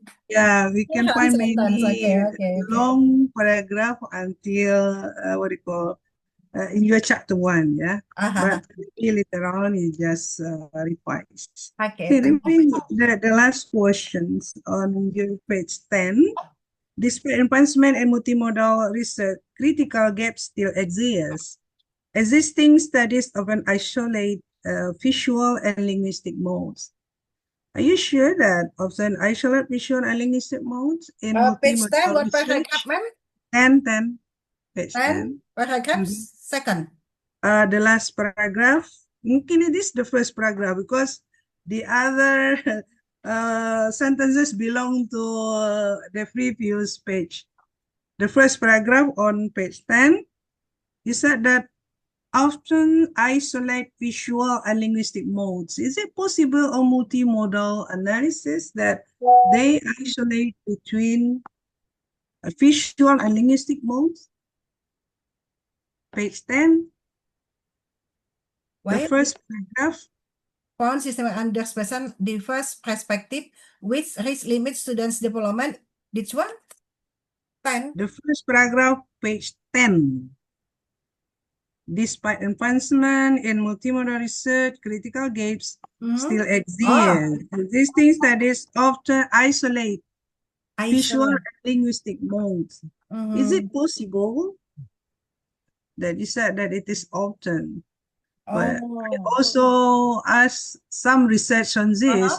It is, Okay, yeah. Okay, Pak Heri. Okay, Pak Heri, thank you. Yeah. Okay. Okay, in your opinion, ma'am, is it should I eliminate or what? In your opinion, is it not possible or is You hard should for me? support. You should support with the research finding before the Okay, previous I should research. You support said that with research often finding. isolate, yeah. Okay, just to support your ideas. Okay, support with research finding to make it Yes, more like that. qualitative. Okay, Surely. okay. Yes. Okay, related to the research question, formulation of your problem. Instead of the arrangement or the sequence of putting the questions, I rather suggest you, for instance, the first question and the second question, maybe put them together in one question because you are talking about types and function. Function. So it is Maybe at one the time you question, find the types, the function will be there. Yeah, Yeah, okay. so they may go together. Okay. And also for the fifth and the sixth questions. Only one question. No, maybe this is teacher's perception and the teacher's preference. Yeah. Maybe you can do it at once, but you explain it separately. Is it? Oh, yeah. Yeah. But it's okay. But for the first number 1 and number 2, maybe you can put them together. Okay. For the rest, it's okay. Okay. Thank you, Pak Thank you so Safnil. much, For the chance. ma'am, for the suggestion. It's very valuable for Okay, me. thank you. Next, Bu Dian, Prof. Dian, please. Ya, terima kasih Prof. Safnil. Assalamualaikum warahmatullahi wabarakatuh. Waalaikumsalam, Prof. Dian. Ya, yang terhormat dan mohon izin Prof. Safnil, Prof. Heri, Pak Noe dan Mem Kasmaini serta Bapak Ibu sekalian. Masukan saya dari belakang ya Bu ya.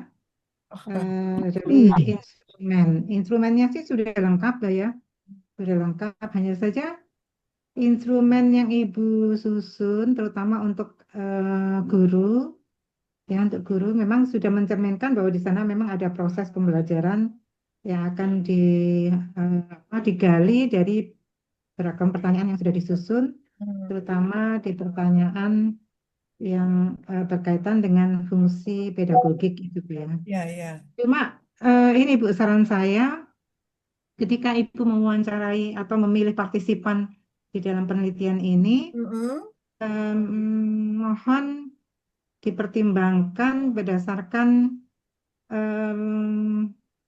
apa ya, teori validitas dan reliabilitas dari jawaban yang akan diperoleh, karena kalau kalau hanya dua, itu kurang representatif karena penggunaan buku itu kan sudah meluas gitu ya. Penggunaan buku yang baik yang dikeluarkan oleh Kemendikbud maupun oleh Cambridge itu kan sudah sangat meluas gitu. Nah, saran saya sih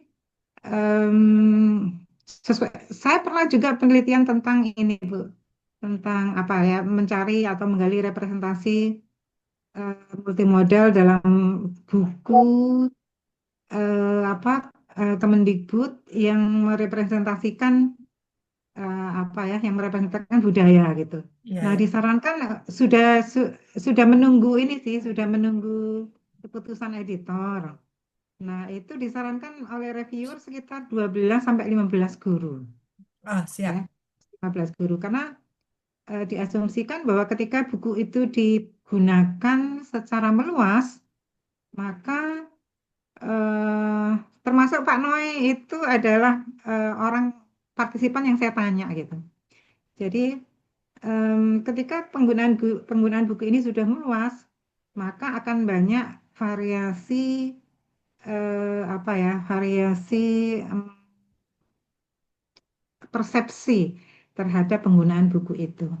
Sehingga kalau sekitar 12 sampai 15 itu diasumsikan itu lebih jawabannya Ya. itu lebih valid dan Valid reliable. gitu ya, Bunda ya. Ya, Oke. lebih valid dan reliable karena itu sudah digunakan secara meluas itu. Siap, siap. Kan kurikulum Merdeka digunakan oleh jutaan guru Bu ya. Ya, Oleh sudah jutaan Indonesia. guru seluruh Indonesia gitu. Sementara Cambridge saya yakin begitu karena kurikulum global yang mencoba untuk merepresentasikan berbagai macam seperti yang dikatakan Pak Noe tadi, multi budaya di seluruh dunia itu ada kecenderungan juga sudah digunakan oleh mungkin bahkan puluhan juta guru gitu ya untuk meningkatkan kompetensi berbahasa Inggris siswa gitu. Nah, itu satu Bu ya, dari pemilihan partisipannya. Kalau dua, saya meragukan gitu ya, meragukan. Nah, daripada jadi masalah Bu ya, karena penelitian Ibu ini menarik. Ya, satu pertanyaan penelitian nanti bisa jadi sekian artikel misalnya Bu ya. Itu jadi Ini mudah-mudahan. kalau teachernya Bunda itu lebih dari sementara ini target saya adalah 5 sampai 10, mungkin lebih gitu, bisa lebih. Karena dua Iya, sekolah, guru bahasa Inggris di SMA 1 iya itu Bu, dengan iya, guru iya. bahasa Inggris di SMA Ya. Sumsel. Tapi mohon Bu, dipilih jangan sembarangan guru. Ya, yang guru bahasa Ya, Inggris. jangan sembarangan. Ya, memang guru bahasa Inggris, tapi kompetensi menjawab pertanyaan Ya, ya, itu siap. antara guru satu dengan guru lain itu berbeda. Ya, ya. Sehingga disarankan Ibu nanti tolong ketika mewawancarai Ibu itu dipastikan bahwa jawabannya itu minimal 30 sampai 40 kata. Ya. Kalau hanya 10 kata, 20 kata itu masih kurang mencerminkan pemahaman dia terhadap pertanyaan yang kita buat gitu ya. Ya, Jadi disarankan itu sekitar 30 sampai 40 minimal. ya. Kalau lebih dari itu akan lebih bagus. Oke, Ya, kalau siap. lebih dari 30 sampai 40 itu lebih bagus. Ya. Jadi eh, pernyataan atau jawaban guru yang sekitar 30-40 itu sudah mencerminkan pemahaman dia terhadap pertanyaan yang kita ujarkan gitu ya, Bu ya. Dan itu sekitar sekitar ya kurang lebih 12-15 lah Bu. Ya, 12-15 guru ya.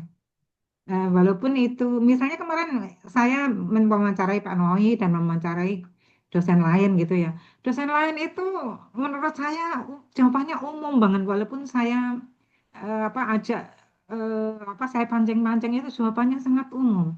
Tapi begitu mewawancarai Pak Noi, nah itu sudah mulai detail gitu Bu ya. Jadi pemilih ada atau kadang-kadang kita juga oh ini tidak jadi saya gunakan sebagai partisipan. Oh si guru B tidak jadi saya partisipan, tapi si guru A saya jadikan partisipan. Akan sangat mungkin dinamis seperti itu. Jadi yang benar-benar dijadikan partisipan itu adalah orang yang benar-benar menjawab pertanyaan yang memang sesuai dengan teori yang sudah kita ketahui dan jawabannya minimal 30 sampai 40 kata minimal. Oke. Dan itu tidak semua guru bisa menjawab seperti itu. Oke. Hati-hati di dalam Oke. menggali sumber daya mereka gitu, di Oke. dalam menjawab pertanyaan kita. Itu satu ya, Bu. Kemudian yang kedua, Ibu, Ibu ini kan enam 6 pertanyaan ya, Bu ya, 6 pertanyaan penelitian. Nah, 6 pertanyaan penelitian ini em, sulit semua menurut saya, sulit semua, sulit semua dan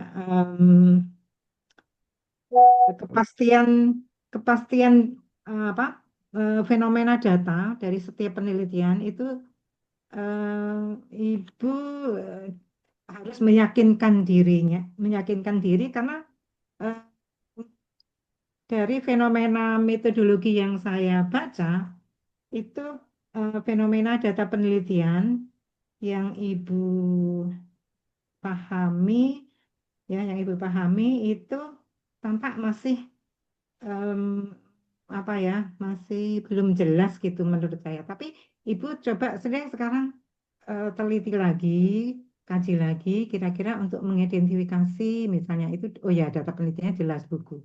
Untuk mengkaji fungsi dari beragam multimodal itu ya dari buku. Iya, Tapi dari untuk menganalisis ya untuk menganalisis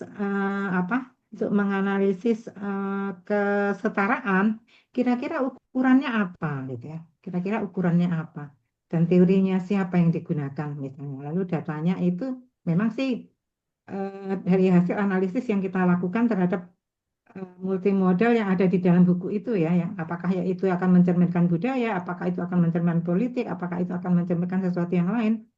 Nah, itu untuk melihat kesetaraannya itu ukurannya apa? Itu pertanyaan yang ketiga ya, Bu ya.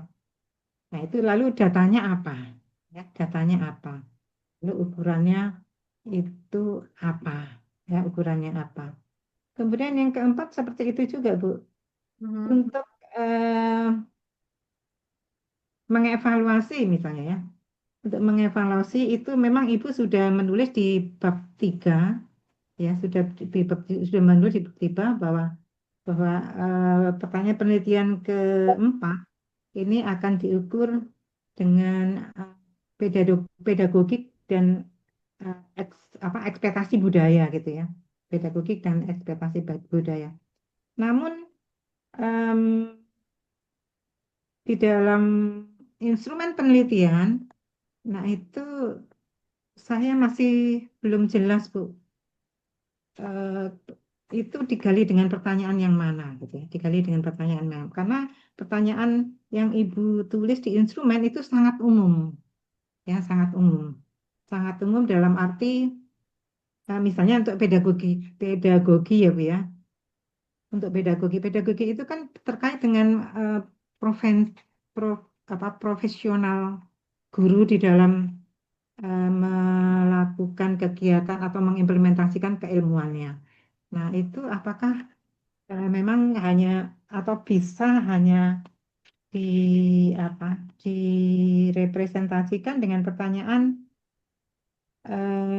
yang kalau saya lihat di halaman berapa ini? Di halaman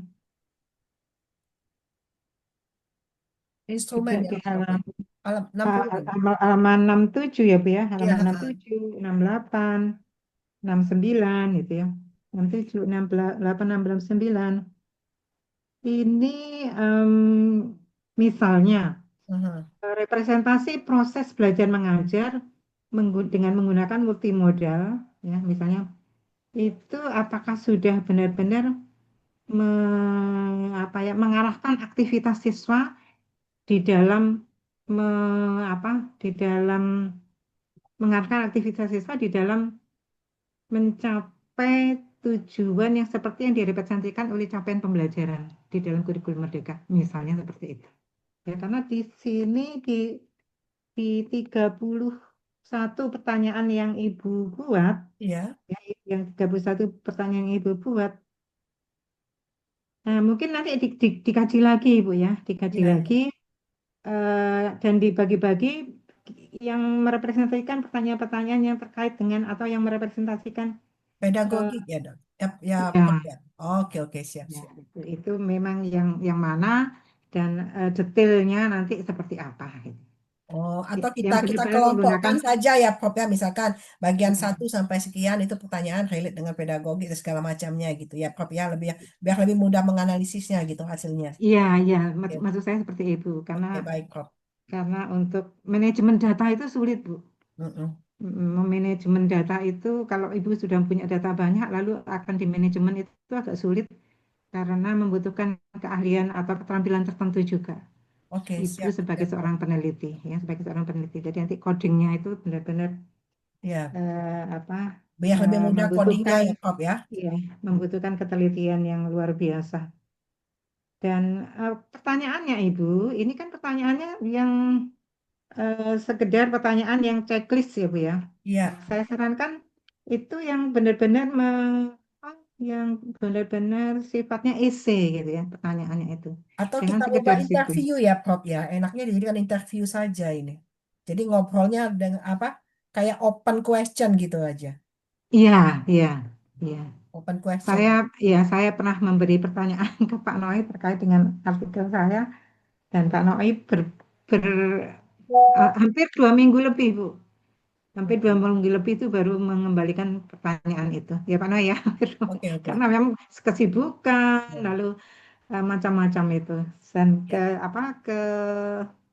kesungguhan di dalam menjawab itu juga Jadi kalau kita tidak open sembarangan question, guru itu Prof, mampu jadi kalau membuat kita open seperti itu. question, ini nanti analisisnya bisa lebih dalam lagi ya, Prof, ya. Iya, Kayak seperti itu Ibu. ya, ya. Dan ini kan penelitiannya mixed method yang disarankan oleh Prof. eh, Heri tadi gitu ya. Ya. Lalu Pak Nanti kita Noi, cek lalu lagi. juga Bu. Itu kan tadi mixed method ya disarankan itu. Jadi mixed method kualitatif dan MDA. Tapi kualitatif itu kan banyak banget Bu jenisnya. Nah, Iya. saya sarankan ya analisis wacana kritis gitu ya. Nah, itu ahlinya Prof. Safnil. Nah, kita bangga dan gembira sekali keberadaan Alhamdulillah. Prof. Safnil ya. Begitu gitu. Ya Ibu ya, itu ya. Terima Ya, kasih, supaya Prof. ya. Dian. Ya. Kemudian em, ini Bu manfaat ya. Ibu kan baru membuat atau merepresentasikan manfaat itu baru satu ya menurut saya Oh itu iya, praktis ya manfaat yang sifatnya praktis. teoritisnya belum. Oke. Iya, paling tidak 3 lah Bu untuk Ya, S3 siap, itu. siap, siap, Prof. Ya, praktis, teoritis, kebijakan misalnya Ya, seperti ya. itu. Ya, karena Ibu ini baru proposal aja sudah 77 halaman. Nanti saya bayangkan ini disertasinya bisa lebih dari itu gitu ya. Lebih maksud saya lebih dari 200 gitu ya. Agak Padahal meluntuk, tapi Prof, kepala Prof agak panas. ya lebih dari 200 halaman yakin saya itu bisa 800 ini insya Allah. Apalagi kalau questionnya tadi yang open question, analisisnya Iya, panjang iya, jadinya. iya, iya. Iya, iya, iya. Oke, baik. Ya, Terima kasih, Prof. iya. Saya kira itu saja Prof. Safnil. Em, Oke, baik, ya. ya, makasih, kemudian. Oke, Bu Risma, ya masih ada waktu sekitar 15 menit ya. Iya, Prof. Oke, jadi yang perlu direvisi yang pertama research question. Betul. Yang pertama itu tidak what tapi how. How are they different? Ya, karena a comparative study. Iya, Ya, in terms of types. yes. Yang kedua, how are they different in terms of function. Function, ya. Nah, ini yang nomor 3 dan nomor 4. Jadi ini tidak usah ya kalau Cambridge English Textbook with current theories, tidak usah itu ya. Oke. Tadi aja pertanyaannya bagaimana kita menilai baik buruknya multimodal. Mhm. Nah, jadi kan ada pertanyaan dari Bu Kasma ini, apakah semakin banyak multimodal di dalam textbook semakin baik buku teks itu? Saya tanya sama ChatGPT, katanya tidak. Ya, Mhm. ini jawabannya. Dan saya bagikan ya jawabannya. Ya. Jadi mbak ChatGPT ini lebih pintar dari kita ya. Jadi ini having more multimodal element does not automatically makes a textbook better. What matters is how well those elements are designed, Ya, layoutnya. selected, Yes. integrated with the written content. Nah, jadi itu saja. How well are the multimodal element presented in the textbook? Mhm. Atau how are they presented ya in the textbook? How well? Nah, Yes. apa ukurannya? Nah, tadi sudah ada instrumennya ya. Ini ada 8 poin yang dinilai. Yang 8 poin itu yang pertama relevan. Sudah ada rubriknya ini ya. Ya, Prof.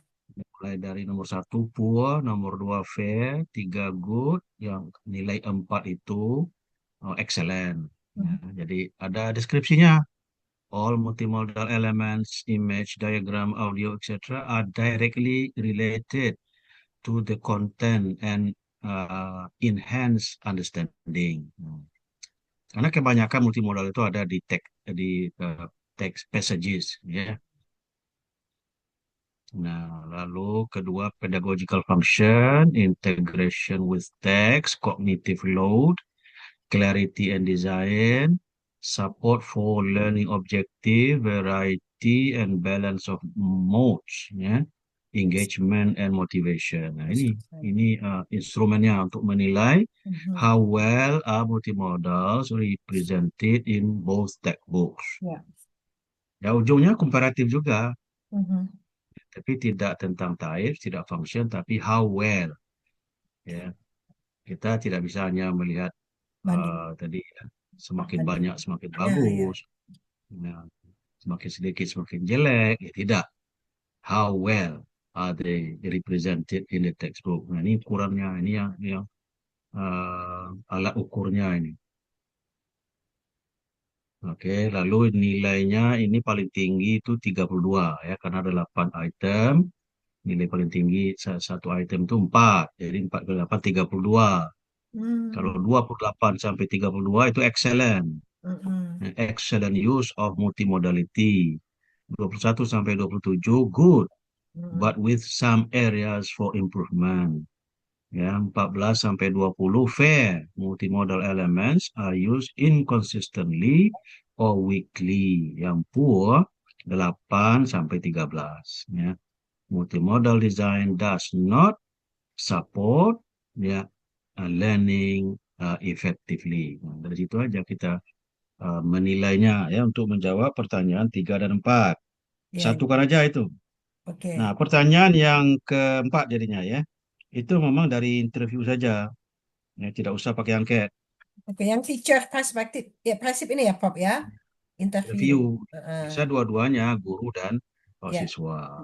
Oke, Ya. oke, siap. Tujuan interview adalah melengkapi data yang sudah diperoleh melalui melalui checklist, ya. Nomor 1 kan instrumennya checklist, ya kan? Nomor 2 juga checklist. Nah, nomor 3 yang tadi, ya, yang evaluasi instrumen tadi, yang perlu divalidasi, ya. Lalu yang keempat yaitu interview. Udah, jadi 4 saja 4 question ya, pertanyaannya. Prof ya. Jadi Ya, 5 dan 6 ini ya. kita gabung ya, Prof ya. Digabung, tapi tidak pakai angket, ya pakai Pakai interview. interview saja sehingga metodenya kualitatif, Yes. ya. Gak usah Tidak mix lagi ya, mix Prof ya. method, ya kualitatif saja, Oke, ya. siap. Kualitatif ya untuk meningkatkan eh, trustworthiness-nya ya perlu inter-rater atau independent Ternyata, rater. ya. Nah, ya. Jadi lebih simple dia ya. Yes, Prof. Ya. So, kalau dibawa ke critical discourse analysis, nanti kita harus menghilangkan identitas buku. Iya, Kalau tidak, ya nanti kita mengkritisi ya buku yang dibuat etiknya ya. orang, nanti orang marah ke kita. Ya. Kena etik kita, Prof. Ya, etiknya nanti. Ya, jadi tidak usah sampai ke critical analysis. Oke, Jadi siap. mengikuti 4 pertanyaan tadi. Ya, how are multimodal elements? How are types of multimodal atau how are multimodal element types presented in both textbook? Different, ya, or similar. Ya, itu. Yang kedua, how are multimodal function presented in both textbooks different or similar? Lalu yang ketiga dan empat digabung. Now, how well are multimodal elements presented in both textbooks? Karena semuanya kan komparatif ya. Yes. Lalu yang ketiga baru informasi tambahan dari Teacher. Yes. wawancara. Oke, nah bab 2 ini perlu dilengkapi ya dengan more readings ya, Oke, more siap. references.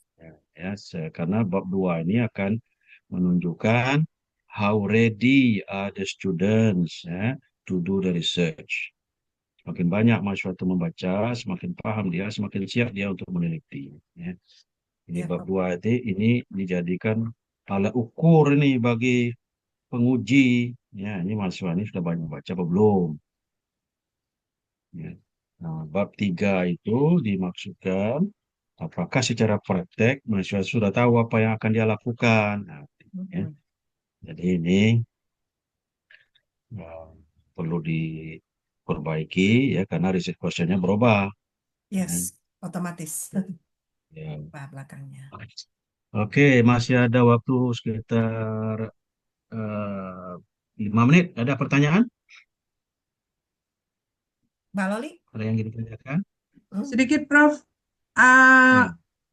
Itu apa namanya, Bu Rismar kan ngambil kuesioner itu di halaman di 53 multimodal coding sheet itu dari sumbernya dari mana? Ya, Itu tidak ada lagi, tidak pakai lagi. Ya, Tidak kuesioner pakai tidak lagi. pakai lagi. Ya udah. Hanya Kalau pakai interview aja. tadi, ini kan Sumber. blueprint baru, bukan sheet yang Ya. jadi akan mau dipakai gitu. Kita Ya, mau ya. Dia hanya wawancara verify aja. itu saja. Oh, enggak lagi pakai. Nggak Jadi lagi pakai totally kualitatif ya Pak ya, tidak kualitatif ya, Kualitatif. Ya, tidak lagi mix method. Ya, ya tadi mix method Ibu Bu Rismar ya. karena pakai survei ya, pakai Karena ada kuesioner. data ya. Ya.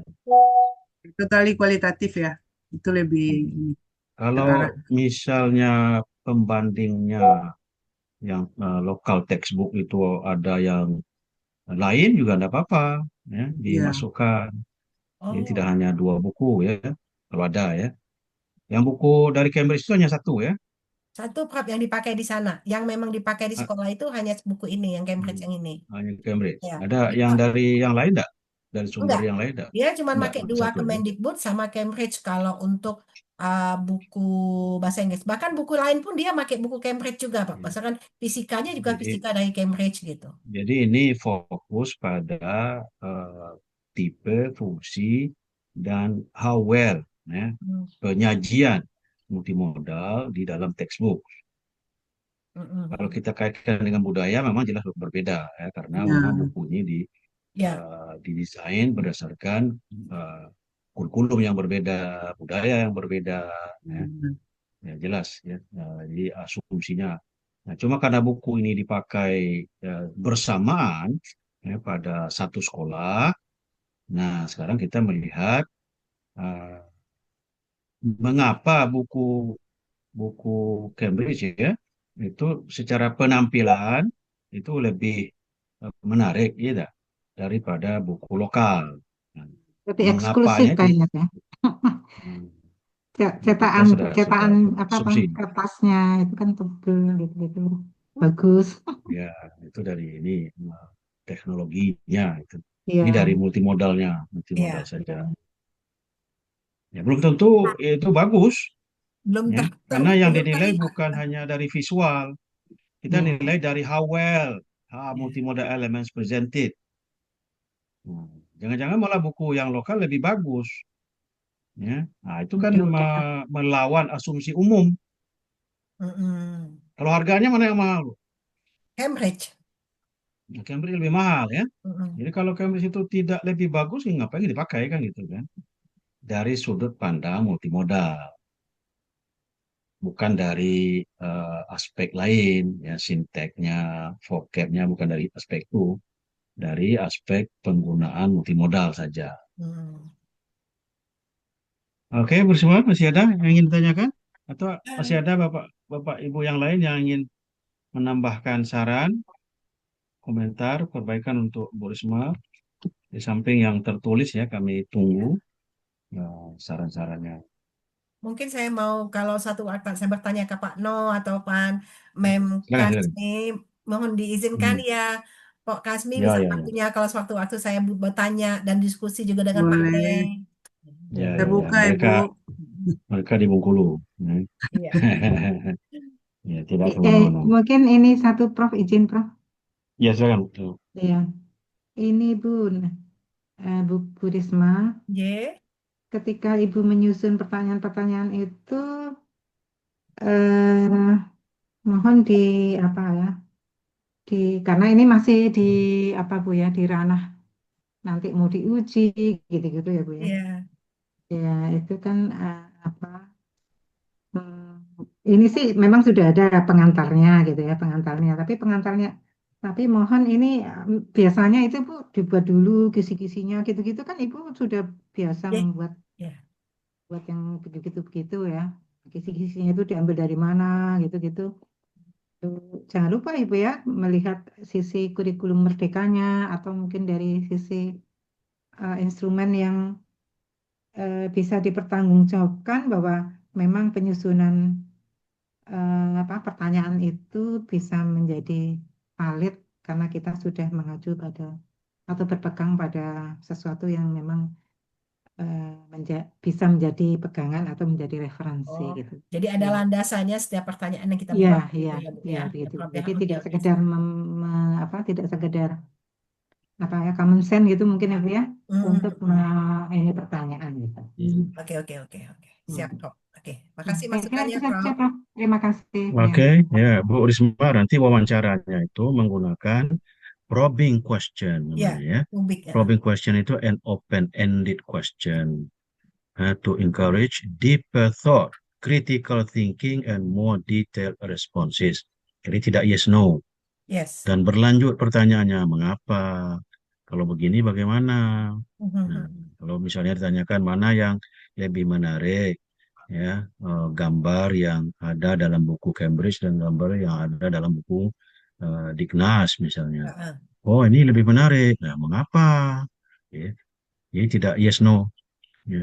Apa, mendalam, ya, Ya. wawancara mendalam, Ya. Dan itu supaya wajib direkod informasinya ya, Prof lebih ya. lengkap. Itu Ya, direkod ya, ya, Pak nanti ya. ya, direkod nanti Lalu ditranskrip. ditranskripkan. Nah, ya, Ya. ditranskrip. Hmm. Siap, Prof. Oke, ya, mungkin ya cukup ya, Bu Risma, silakan Ya. tutup ya, Baik, sesi terima ujian kasih banyak Prof proposal. atas masukan-masukannya dari Prof Sapnil, Prof Dian, Dr. No, sama Dr. Kasma ini. Terima kasih banyak. Ferry duluan tadi ini. Iya, Prof Ya, ya, Heri-nya tadi sudah ya. pergi.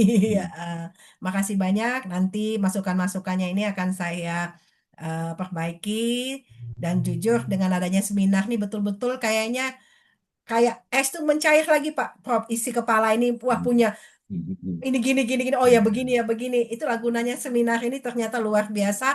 Jadi tadi itu mungkin beku sekarang. Oh jelas harus begini. Saya jadi lebih paham mau kemana setelah ini. Jadi terima kasih Ya. banyak atas masukan-masukannya. Makanya Teman-teman yang itu lain ada ayo istilahnya semangat itu. seminar.